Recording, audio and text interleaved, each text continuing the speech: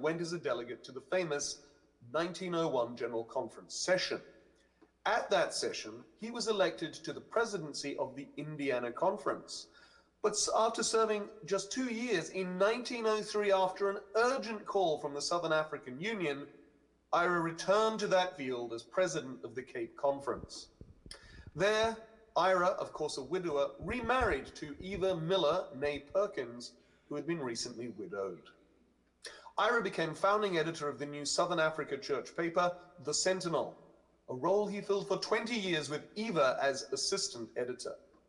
In 1923, age 69, they finally returned permanently to the United States. Ira had gone to Africa 35 years before and had only been back to his homeland twice. In fact, Ira told a friend that America had become almost a foreign land and that Africa ever lay close to his heart. But he and Eva spent 8 years in retirement in California before his death at the age of 82. As a colleague wrote, Elder Hankins had brought the truth to many. At the second coming, his sheaves will be harvested from many lands. And that's a wonderful thought on which to end this week in Adventist history.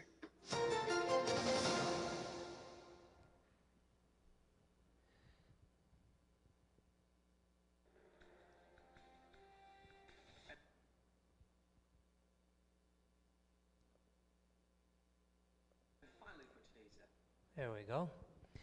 Well, the reason I played that for you is because Ira John Hankins, that David Trim was speaking of, brings out the connection with my family. Ira John Hankins was my great-grandfather, and his wife, is this thing still trying to play? Still trying to play in the background, so I did. So Ira John Hankins, I can't get into the story too long here, but Ira John Hankins was my great-grandfather. As you heard in the piece that David Trim did, he was the third Seventh-day Adventist minister to go from the United States to South Africa. And there were already a couple of Seventh-day Adventist ministers there. One of them was a pastor by the name of Robinson, and he was actually replaced when he requested to come back to the United States. I think because of his health, they requested a replacement, and my great-grandfather was sent there by the General Conference, and they arrived in 1888, which is a significant year in the history of the Seventh-day Adventist Church. I told you this morning, those of you who were here in church, and we were talking about legacy. This is the part that legacy plays in relationship to our history, our background, our heritage. I come from that background, you come from your background. But I'm grateful for how the Lord has led in our lives, all of us here. We all have our own story. Mine goes back to ministry of my great-grandfather, was the first Seventh-day Adventist minister in my family. I'll show you how they're connected here to my family and how we're connected in just a moment. The first Seventh-day Adventist church in South Africa is this one that you see here. It's actually called the Beaconsfield Church, and it was the first one built in South Africa shortly after my great-grandfather got there, but he was not in this part of Africa. He was in the southern part of Africa around Cape Town and along the east coast, what today would be called the Garden Route. But that was the beginning of Adventism in South Africa. It goes back to Peter Wessels and another family whose name's escaping me right now. And Peter Wessels was a businessman. who was introduced to the church by another businessman, a Seventh-day Adventist, who came from California and went to South Africa to do business, and there he shared his faith, and the Vessels and others learned about the Sabbath and the truth there, and they accepted the Seventh-day Adventist message, and they sent to the General Conference in the United States and asked for help. And they were hoping that they would get somebody who would come over there and be able to speak Dutch, because they really needed that in order to be able to communicate with the white South Africans. But there was nobody available in the Adventist church who spoke Dutch who could go there at that particular time. By the way, in that building, if you were to visit there today, it is more of a museum. It's a historical place, still owned by the Seventh-day Adventist Church, but inside, along with the church, they have a section that tells a lot of the South African history of the Seventh-day Adventist Church, and my great-grandfather's name is in there prominently. As you might have picked up, he was also the president of the Cape Conference in South Africa for a while. These are some pictures, and I'm mentioned to you a little bit about Bill Crick if you were out at the house, at the pastor's house this afternoon. Bill Crick is married to my cousin, and she sent me these pictures last night because I couldn't seem to find any of them. We've got all our stuff packed away because we're moving, and so we didn't have it. This is my great-grandfather. This is him here, Ira J. Hankins. It says here that this group of men at Battle Creek College were weary of cooking for themselves, so they decided to follow, these students here decided to hire someone to do their cooking, and it became known as the Battle Creek Boarding Club system because they had people cooking for them rather than them cooking for themselves. So an interesting history. This is in Cape Town, South Africa, where the South African church headquarters were for the Seventh-day Adventist Church, one of the early Seventh-day Adventist churches in Rockaby Park. This is where the connection goes from Ira J. Hankins to my immediate family. This, you might have heard the name of Harry. Harry was one of the sons, was a son of Ira. He was the second child of Ira. Ida was their, I believe was their first child, but he was their second child, and he is my grandfather. Father to my mother, Audrey, that's my mother, and they had, Violet is his wife. They were on board a ship here.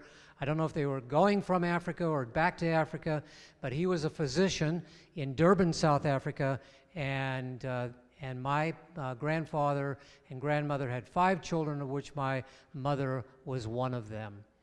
The Harry Hankins family, I'm not going to bore you with a whole lot more of that, but this to me is the legacy of the family. The Hankins family hails from the United States. They were Seventh-day Adventists before they went to South Africa and developed what was there. On the other side was my father's family. My father's family was from central South Africa, what we would call the Free State, and my father's family goes back to my great-great-great, and I don't even know how far back it goes, grandfather, whose name was George Rex. George Rex founded a town by the name of Knysna in South Africa, and he is actually buried just outside of Knysna.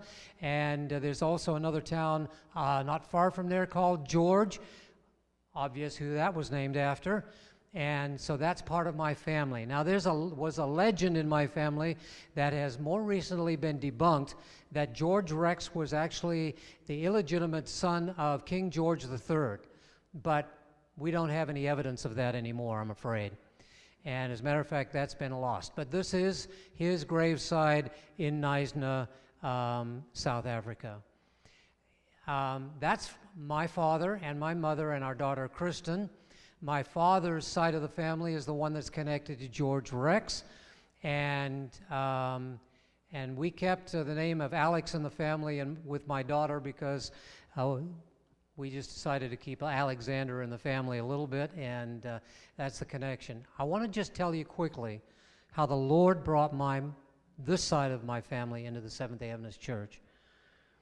My grandfather and grandmother, Sneeman, and their 2 children went to Durban, South Africa, from the farm out in the Free State. The reason they did is because things had gotten very difficult in the farm. I think they were drought and other things, and farming wasn't going well.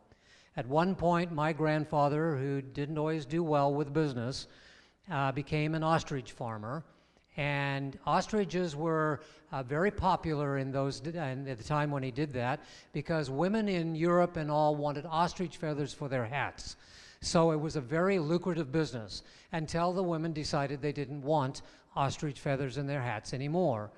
And so with business that way, he went into Durban to try to find work and to do that kind of thing. One day, on a hot day like today, my family was walking along the streets of Durban, and they heard singing coming from church in the middle of the week.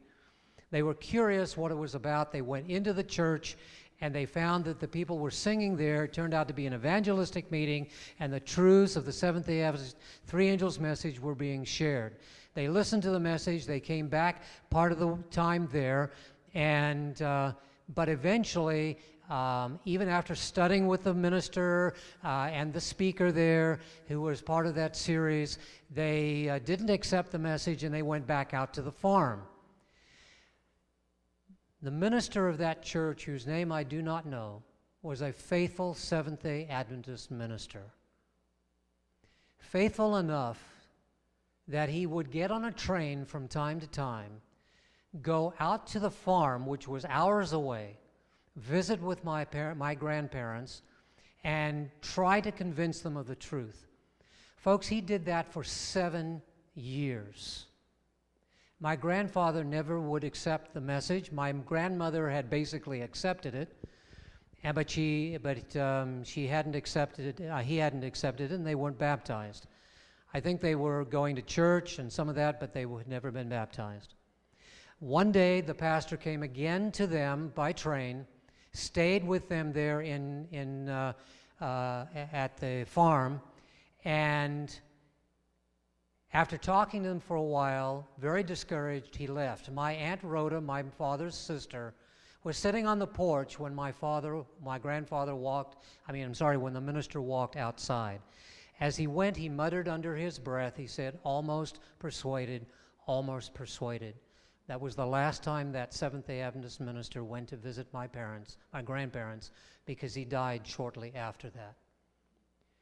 The interesting thing is, it wasn't long after that my grandfather came to my grandmother one day and said to her, you know, Eleanor, we need to make a decision, and we need to accept the Sabbath, and we need to make a decision for baptism. They were baptized like the very next week, because they had known the message and been going to church, had never made a decision. They were baptized that very next week.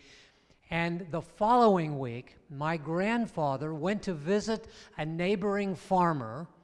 You know, the farms were spread out there in South Africa, and he went to the farmer and he visited with him. He shared the wonderful truth of the Sabbath and the 3 Angels messages with him. It took him about 2 hours to share the message. He came back home and told my grandmother, he said, Eleanor, that is one of the most stubborn men I've ever met. 22 hours, he didn't make a decision to accept the truth. My grandfather took 7 years, and he didn't understand that he was the stubborn one. I suppose it still runs in the family. The history of the Adventist Church in South Africa, we have Helderberg College, which these are pictures of, named after the Helderberg Mountains that are back behind Helderberg College. It was the first Seventh-day Adventist college in South Africa, established in 1893, moved here to this location sometime after that, and it was the first Adventist college outside of North America. A couple more pictures of Helderberg College, including the church sanctuary that you see down there on the right. Another college that was started in South Africa as well was Bethel College. The Adventist message went to white South Africans first, and then eventually the burden came to go to black Africans in South Africa as well, and Bethel College was part of that history in South Africa as well. So much more I could talk to you about that. Ingathering in the early 2000s had a special project there in South Africa, and a community was helped in a place called Shilingelo, and the money from Ingathering, a portion used for international projects, was helping an AIDS project there in this community, and they had orphans that would come here every day to get food after school and be fed, because the AIDS epidemic had devastated and has devastated South Africa, and there were a tremendous amount of orphans that they were taking care of there, and I got to go and be part of that. I threw these pictures in because some of you that are part of this Church of Lansing for a few years will recognize a former Lansing pastor and his wife. That's Diane Thurber and Gary Thurber, who used to pastor this Lansing church. And they were part of that project. I did not know that they were going to be on that trip. When we got on the plane together, we were excited to see each other. By the way, the Thurbers used to live right across the street from us, from the church here, and 2 doors down from where we used to live. And they came to visit us. When we first got there, he was the pastor, and he came to welcome us, brought us a beautiful basket of fruit and stuff, and I think he brought some Death by chocolate ice cream over at some point too. I'm going to have my wife tell you quickly about a reason that we went with a trip that included the Hydes, and that was Lori was invited to be the speaker for a women's retreat in Hartenbos, and which is a camp, Seventh-day Adventist camp on the eastern coast of South Africa. And she was part of that. I think there were about 5,000 women that were gathered there under a tent. And this is winter time when we were there. It's summer here, but it was winter there, and it was very cold. Is that enough? You don't want to say anything more about that? Okay. So Lori got into the spirit of things there, and they wanted to dress her up, and we still have these here, but they're buried away, or we could have worn them today, and so she fit right into the part. I don't remember what tribe that you represented there. Zulu? Was it Zulu? I'm looking. Does that look Zulu to you, Lunganis? What does it look like to you? Lori's wearing. Xhosa. Okay. All right. Good. Very good. Even I got a little bit into it by their insistence. But anyway, it is part of my connection and my heritage. I want to give you a little bit of a sense of how these wonderful folk in South Africa can sing. So I'm going to try and see if this will come up. Uh-oh. I've got to get the volume back up. Sorry about that.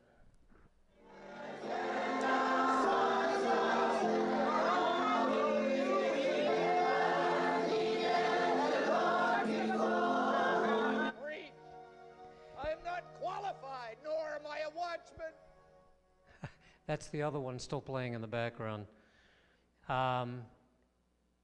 It was a wonderful experience with the folk there. They invited us to come over and to be able to share there. Also, while we were there, we visited the Belleville Seventh-day Adventist Church.